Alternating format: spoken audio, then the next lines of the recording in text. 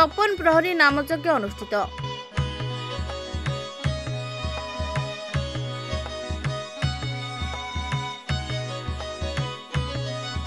बरगढ़ जिला पाइकमाल ब्लॉक रसमुंडा ग्राम रे मां लक्ष्मी राइस मिल आनुकूल्य 56 प्रहरी नामयज्ञ अनुष्ठित हो जाइछि।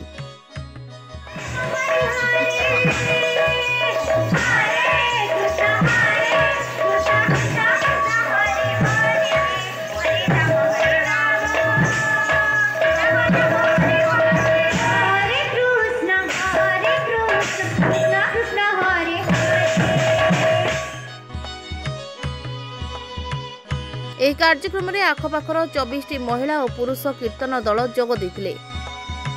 7 दिन धरी ଏହି नाम संकीर्तन चलिबो। प्रत्येक दिन अन्न प्रसादर व्यवस्था अछि। कार्यक्रम रे सहयोग करिसंती भीष्मदेव साहू, उमाकांत शतपथी, रश्मि बरिहा, राधाकृष्ण बरिहा, बुठाबान साहू प्रमुख व्यक्ति विशेष। Bureau report Rainbow media.